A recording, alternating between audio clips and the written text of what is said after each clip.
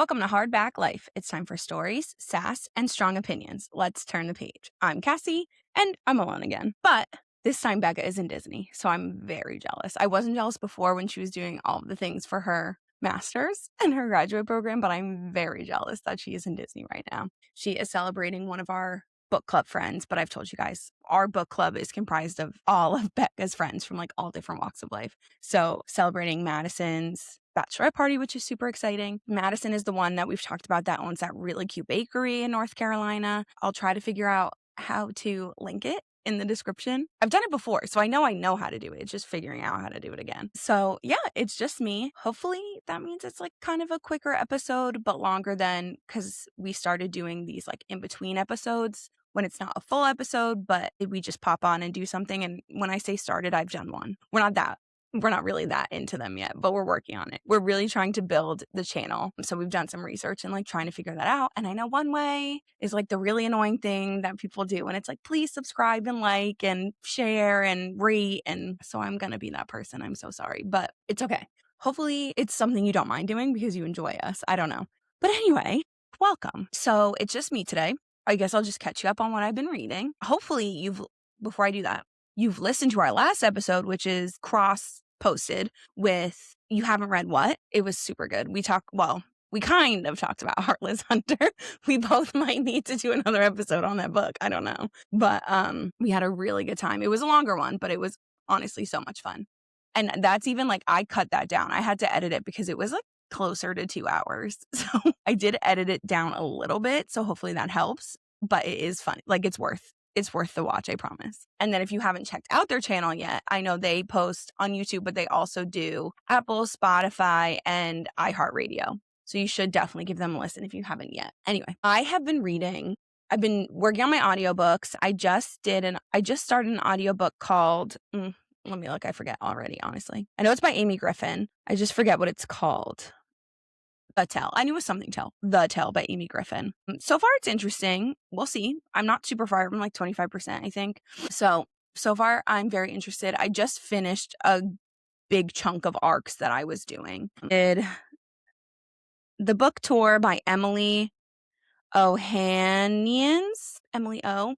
I'm so sorry if I said that wrong. It wasn't for me. It wasn't like my favorite, but I get why people would like it. I did really enjoy the focus on immigrant families, specifically like second generation of those families and like what fitting in this culture means, but still like keeping yours alive. I enjoyed that aspect of it. But again, it wasn't my favorite, but I do understand why people would like it. It was a fast read, an easy read. And I also finished The Secret Lives of Murderers' Wives.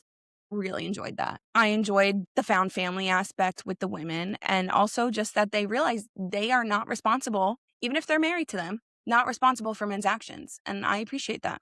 You are not responsible for men's actions. I'm not sure if I talked about, I also listened on audio to Sister Wife, Christine Brown Woolley. I don't know how to say her new last name, Woolley. Listen to hers. I really enjoyed it. I used to follow that show like a lot. When I lived at home, I'd watch it with my family. We all were like invested. And then probably until like COVID, when COVID hit, I stopped watching it. I think Cody got real weird. Not that I ever loved Cody to begin with, but he got like really weird. So I stopped watching it, which was kind of around where this book picked up. So that was good. Yeah. And then Becca and I are just started reading Quicksilver together, which is exciting. We haven't read a book together in a while, which is kind of what brought us to doing the podcast and the Bookstagram. So it's excited to like kind of get back to that a little bit.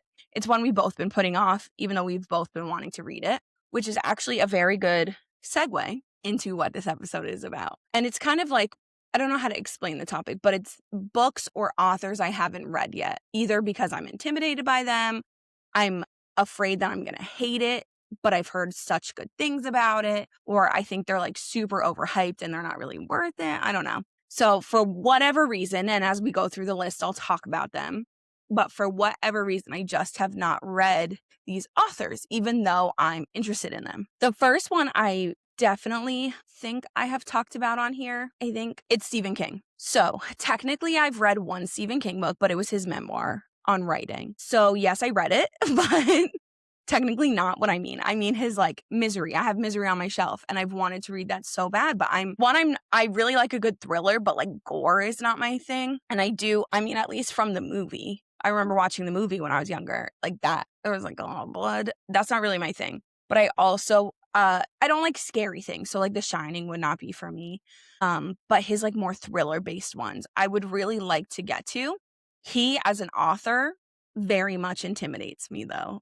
He's just so, I don't know, like he's just so good, I think.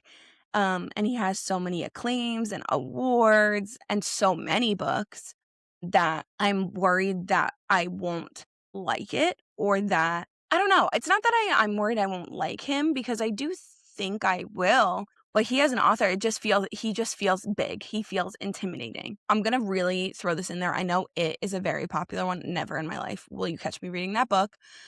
I don't care if I read every other Stephen King book in the world. I will never read it. I hate clowns. I hate them. They freak me out. So I've always been afraid of clowns. And there was this thing. I don't know if every state had this, but when I was in college in Pennsylvania, there was a time when clowns, this is so random. There was a time when clowns were like running around stabbing people. And people said it was like a marketing scheme for Insane Clown Posse, but I don't know. I think it was just some like deranged people running around dressing as clowns trying to hurt people. So that's kind of like my nightmare. So anything to do with clowns, I just won't. I'm fine not reading that. So if you have any other suggestions of where to start, I know a lot of people say It. I will not be reading it. I just will not. I refuse. I will never ever sleep again if I read it. I remember watching the old version of it where it was split into episodes with my dad. I was young. So I'm not really sure why I was watching it at all, but my parents were divorced. So at his house, like my friends weren't around when I was visiting. So I just literally hung out with him and he was watching it. And I cried every time I had to take a bath or shower for like 2 weeks. I still did it. Don't worry. I didn't smell, but like I really freaked out. I really hated it. I couldn't look at the drains. It was a whole thing, guys. I hated it. That's not where my hatred of clowns stems from. I remember going to circuses when I was little and also still hating clowns, or before that hating clowns, but they freak me out. So if you're going to recommend me a Stephen King, which I really hope people do, just not It. I won't do it. But yeah, I'm just like, his writing feels so big. And I guess the gore is like a big part of that. I am afraid of it. You don't know where to start with him because like I said, he has so much. And I would really hate to be disappointed by him. I guess that's where the fear, air quotes if you're listening and not watching. I guess that's where the fear comes from is I don't want to be disappointed. I'm 32. I haven't read one of his books, even though I've wanted to. Well, not for all of 32 years, but I've put it off for so long that I am afraid of being disappointed by it. Like, what if I don't like his writing after all of the time I've put it off? I mean, that's my fault. And I do understand that, but still, I would be very upset if I didn't like it. So I don't know if you have any suggestions for any of them, but obviously I've only talked about Stephen King so far. Let me know of where to start and your opinion because I am interested to know. Like I do have some friends that I've recommended a couple places to start for some of these authors. Let me know. Let me know what you think. If it's one you're also intimidated by or haven't read for whatever reason, let me know. I'd be interested. Another author that I haven't read and it's really, well, that's why I've read one book. But we'll get there. It's more because I feel like she's a little overhyped. I don't know. Is that bad? I feel like, I don't know. It's Colleen Hoover. I'll stop beating around the bush. But I just feel like, one, she has a lot of books that have been made into movies. And I worry that she's writing specifically to be made into movies. And I prefer, so if we're writing the movie version of a book, then it's not the truest form of the book. You know what I mean? So like, I do feel like that's kind of like I don't know. That's kind of lame. I wouldn't read that. I did read her Too Late, or the book called Too Late by her. It was a thriller that she had. I mean, it was okay. Her writing was okay. The story was okay. It wasn't my favorite. It made me a little uncomfortable. And maybe that's because when I read it, somebody told me it was a dark romance. So maybe in that light, I'm uncomfortable that somebody would refer to it as dark romance when she was like in this abusive relationship she didn't want to be in. So like she was giving consent to things, but like it was kind of forced consent. I don't know. I wouldn't consider that a dark romance. I would consider that like a thriller or a crime. So maybe that's why I'm like a little icky about it. It just getting presented as a dark romance is just not it for me. Yeah, it was okay. It was by no means my favorite thriller, probably pretty low on the list if I'm going to rank them. But any of her romances I haven't read, I just feel like she's a little too overhyped. And I've heard like little glimpses of her stories and I'm just not super impressed by them. So she's one I just haven't read. I don't, and maybe it's unfair to say I don't agree with the hype if I haven't read it, but she's not one I really care to read.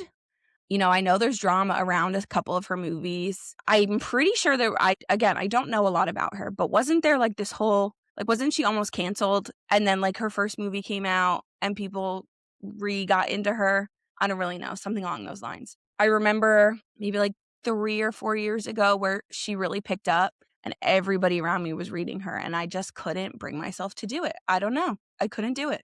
And maybe that's not fair. Maybe I should give her books that she's known for a chance, but I don't feel the need to. Like I said, I just thought her writing was okay in Too Late, and I do recognize that that's not her preferred genre to write in, so maybe that's unfair that I'm basing that off that then anyway, but it's still work she put out. So I don't know. Again, I wouldn't even really know where to start with her. I know she does have quite a few out.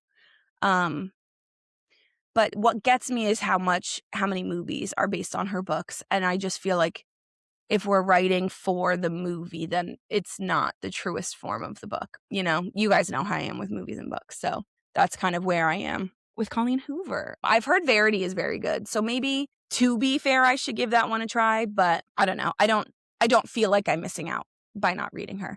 You know, where there's authors where you're like, you're missing out if you don't read it. Like ACOTAR, I get that. But with her, I don't feel like I'm missing out. Which, fun fact, ACOTAR used to be on this list. I did not read ACOTAR for a very, very long time. I didn't read it till last year. January of last year is when I started ACOTAR. So that book was on here. That one was one I was afraid I wasn't going to like because of the hype. Obviously, it's all that's left of my personality anymore, so it's okay. But I do look at this list with like that in my head. Like I would be missing out. I missed out so much of that. Okay, not so much because I have read them all now, but like I could have loved ACOTAR so much sooner. You know what I mean? But it's okay. The next one I did read. Okay, I'm going to tell you. It's Hunger Games. I did read the first one. I never got through it, but I tried a couple different times to get through it. And I just didn't like her writing. And also, like, I've watched the movies and they're good. Like, they're not my favorite movies, but I've seen them all. So I'm just not sure if now I care to go back and try.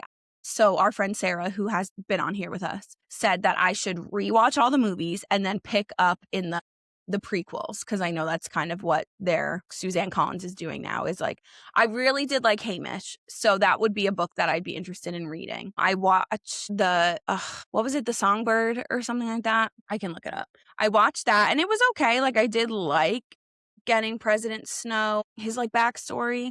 I mean, I don't want to relate to him, but like, not relate. I don't want to like him, but you do kind of feel for him in that story. You feel, and this is how I am with like true crime, because a lot of people put in these like really, whatever, they suck as adults, right? Sunrise on the, no, wait, that was Hamish. The Ballad of Songbirds and Snakes, that was it. Anyway, with true crime, you feel bad for the child that they were, because a lot of people who commit like really heinous crimes have been abused and had really terrible things happen to them, but that's no excuse for growing up into the kind of monster that they've become. So you feel bad for the child, but you don't feel bad for the adult they became. And that's kind of what I was like with Snow. You know, you felt bad for what he went through as a younger person, but like that didn't give him a right to become the monster that he became. And I don't love that actress. What's her name? What is her name? Jesus, I'm the worst. Ballad of Songbirds and Snakes. What is her name? Rachel Zegler. I don't love her. I find her kind of annoying. So the movie was just fine. But I do really like Hamish. So that's where I would want to get more, is to see more of Hamish. So I don't know if she's one.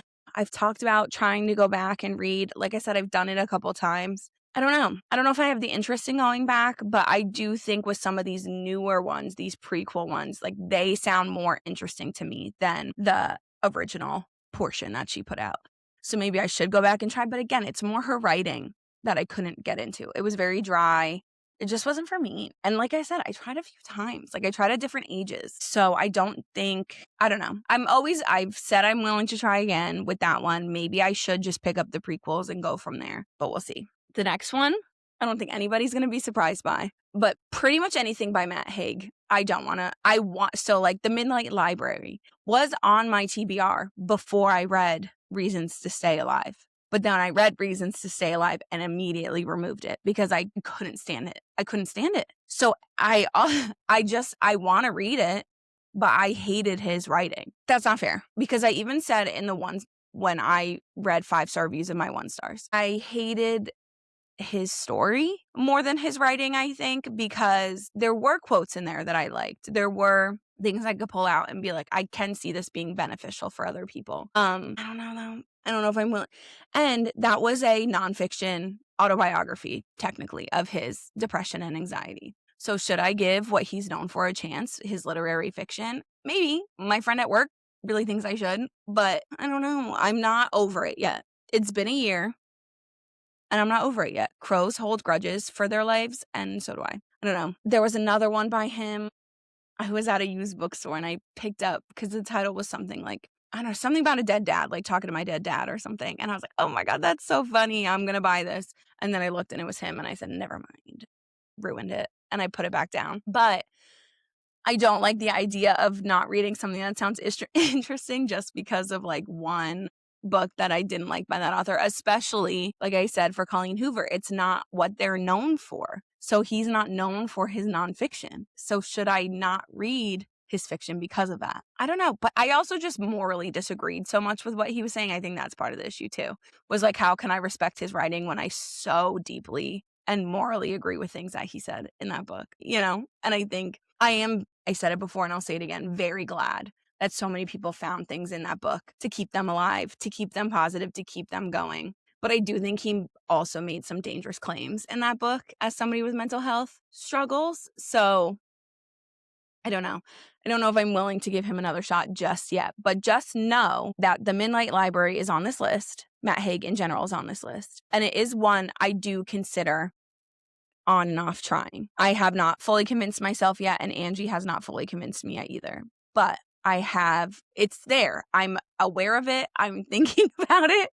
I don't know if I'm ready for it yet. The last author, ironically, I did try to get an arc by him, but it was by him and M. Night Shyamalan, Nicholas Sparks. I read Did I read The Notebook? I honestly forget if I read The Notebook, but I read Dear John before that movie came out. So I was in high school, I think. It was okay. Like, he's such a big romance writer. It was okay. It was dry. The story it's like kind of a similar issue with Suzanne Collins and Jodi Picoult, if you've ever heard me talk about her. The stories are interesting to me. Maybe take Suzanne off that list. I don't know. But Jodi, the stories are interesting to me. The execution is not as much interesting. I don't know. So, like, I love The Notebook. Like I said, I don't know. I can't remember if I read that book or not. But based off Dear John, I'm not sure if I would have liked the book as much because of his writing style. The reason I wanted the arc, it's out now. It was a thriller. 1, because it was a thriller, so it was a different genre for him. And 2, there was a co-author. And I like Nicholas Sparks' stories. It's the execution that's a little bit more questionable for me. So he's one, I don't know, maybe I was too young to appreciate him, and that's why I didn't. Maybe Dear John just wasn't the book to start with. So anybody who is a fan of him, this is one I really would like some input in. Well, honestly, all of them. But this is one I'd like input in because should I try a different book now that I'm a little bit older? Also just try a different book in general. But also with his stories in general, I love the romance, but they're sad. I mean, The Notebook is sad. It's beautiful, but it's sad. Dear John was sad. I think The Vow is his, also sad. Never watched it or read it because of how sad it was. I couldn't bring myself to do it. I love romance, but when it ends in like complete heartbreak, that's a lot for me. I don't love that. So I don't know. I don't know if that's one I want to try again. And like I said, I'm willing to give almost any of them a shot. I say that looking at Matt Haig and Suzanne Collins on my list. Stephen King, I really want to try. Like I said, Nicholas Sparks, I'd be willing to try again. I struggle with getting into the Hunger Games books. I struggle with the Matt Haig one, Colleen Hoover. I don't know if I'd want. I don't feel like I'm missing out on her. Nicholas Sparks, I feel like I'm missing out. Stephen King, I feel like I'm missing out. Matt Haig, I don't. Colleen Hoover, I don't. Hunger Games, I don't. I mean, I guess in some ways, Hunger Games I do because it's so popular, but I'm fine not knowing those stories. So I don't know. I don't know if they're ones I would the other ones are ones I would, but Stephen King and Nicholas Sparks, I really do just want to know where to start. Yeah. So if anybody has suggestions for them, I would like that. Then just some one-offs they're classics. So some classic one-offs that I hear a lot about, I want to read. I even have some of them on my bookshelf already, but they're ones I am afraid of being disappointed in. So not that it's the author specifically or the story itself specifically. I just don't want to be disappointed in them because I do feel like some of them are important books with their messages, and I don't want to hate the book that delivers such an important message. And you'll see what I mean. One, it's just a romance, and I don't want to hate it because I read it in high school, but it was like senior spring, so I really didn't do anything then. So I don't remember actually anything from the book. That one is Wuthering Heights, and I do really want to read it. I do believe I have it on my shelf in this like little nonfiction corner right there, but I am afraid of not liking that one. From what I remember reading, I liked. The only thing I really remember about the book was we had to do a puppet show about a chapter or two in there. We had to like rewrite the chapter into a script. So I did it with my friend, and this was AP. So this was like a college level class. And I guess that's when I realized college professors probably don't care that much because I was doing a sock puppet show for a college level course in high school. Yeah, that's really all I remember about it. To be honest, I don't remember what scene we picked. I don't remember anything. I just remember having to do a sock puppet show.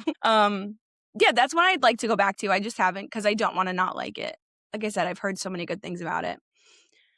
The next three are more. I know they have bigger messages, and I don't want to be disappointed with those writings. And it's Catch-22, 1984, and Animal Farm. I've not read any of them. I really want to. All three have been on my list for a very long time.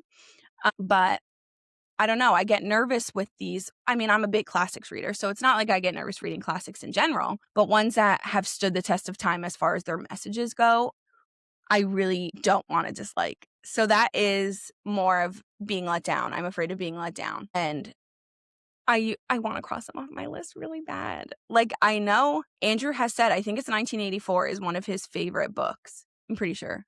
I should probably confirm that with him or not. But those three are three I really, really want to get to. And I've just been I don't think intimidated is the right word, but I don't want to be disappointed by them. They've stayed strong for a reason, and I don't want to not like them, if that makes sense. So I don't know. I'm sure there's so many more books. I even just added those as I was filming because it's kind of a short episode.